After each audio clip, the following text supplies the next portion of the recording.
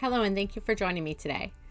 Today I'm sharing with you a tiny mixed media canvas. It's a 4x4 canvas. It's not really big and it features ReneaBouquets Hello Autumn Premium Paper Glass Butterflies. These are beautiful orange butterflies and they come in a pack of 3, and I used the large one and one of the small ones on top of each other. You can kind of see that in the beginning. I also used a Doily from the April in Paris collection and an ATC. I believe it's Queen Anne's lace, maybe. As always, all my products that I use will be linked in the description below, so you can find them in the shop. So I'm just trying to figure out my placement here, and I don't want to waste anything underneath the ATC, so I'm cutting this Doily in half, and I'm going to use it on both sides of the ATC.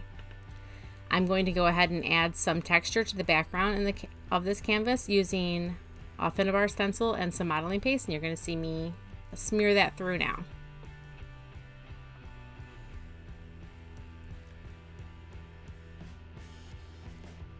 I wasn't too worried about it being perfect because most of this is going to be in the background anyways, so I just kind of let it go. I do go ahead and clean up the edges a little bit just so it looks neat and tidy. And then before I proceeded, I went ahead and dried this with the heat tool. I could have just left it and done it another time, but because it's such a tiny canvas, it didn't take long to dry. Now when I'm adding my ETC, I went ahead and built that up a little bit with a layer of cardboard, and that was just so it wouldn't be sitting directly on top of the chipboard. I wanted to build it up just a tiny bit. And here's the doily that I cut in half. This also comes in a set of 3. So I still have 2 more to play with. Now you'll see that I kind of stick these out a little bit more than in the final project. And once I started painting them with the black gesso, I really just didn't like the way that it looked. It didn't seem balanced to me, so I went ahead and pushed them in a little bit further. And you know, sometimes that just happens. You rip it apart and you start over, and it's just the way that it goes. But I left this in like this because this is how I originally had it. Anyhow, you can see I'm still trying to figure out what I like and what I don't like and what I'm going to add and what I don't add. So I'm just playing with little bits of chipboard. And those flourishes are, I believe, they're a butterfly flourish set, and they come in several different sizes, and mine is the medium. Now I did find this little piece of scrap that was on my desk because my desk is a mess. But I had used this paper in an ATC set that I did, and I used it as texture because I just embossed with the embossing folders of some paper for background texture, and that just has a little bit of a script, and you'll see it later on when I'm adding the wax, all the script that's in there. I think it's upside down, but it's okay.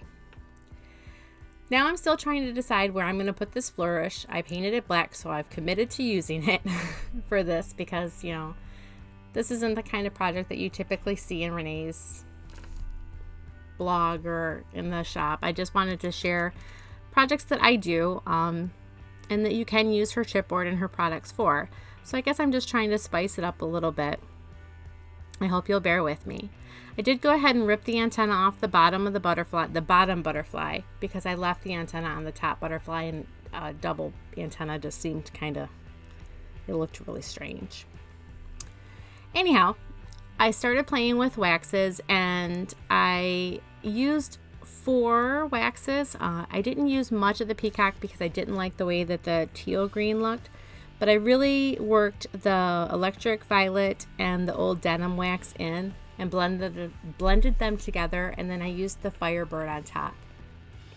Now it does take quite a while for me to get the wax the way that I like it, and it's because I build my color up slowly.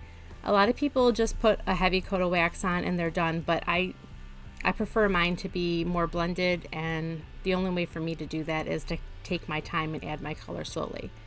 If I rush, I put too much wax on, and then I can't get it off, and I'd have to start all over with another coat of gesso and go back, and then everything kind of gets muddy and lost in the detail. The details get lost, I mean. So I'm just using a coarse bristle brush, and these are just, honestly, they're the cheapest brushes, and I just found them at their local craft store. They're just a coarse bristle brush. I am so tongue-tied today. But I use them for my waxes, and I don't really have certain ones that I use. I just brush the wax off in between so my colors don't mix, and it works great. they're kind of like the fancy brushes, but they're smaller.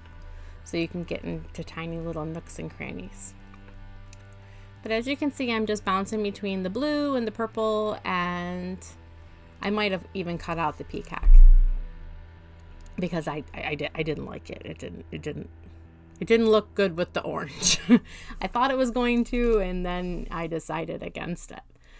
So I'm just going to continue to add my wax. I'm trying to get underneath where I built up that ATC with that cardboard and just pick up all the texture from the modeling paste and the intricate cuts on the beautiful board and the different layers of the beautiful board. And from the embossing folder, yeah, I definitely had that script upside down, but it's totally fine. Hopefully you won't laugh at it too hard. And lastly, I just added the Firebird. The Firebird's kind of an orange rusty color, but it matched the butterfly, so this is what I went with.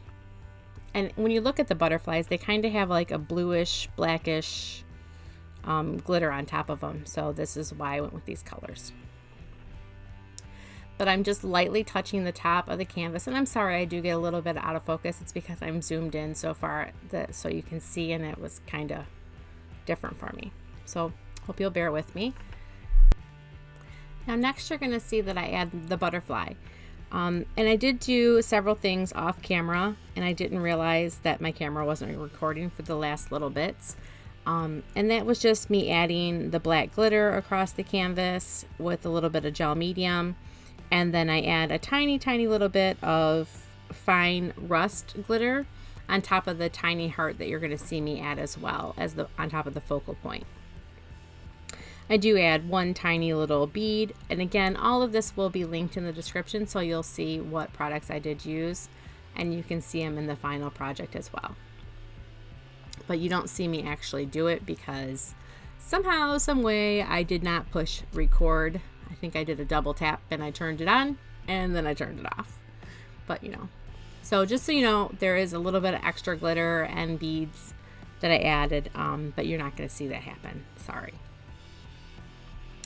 But now I just added my 2 butterflies, and I added a beautiful bit star piece, and then I'm going to add a beautiful bit tiny heart.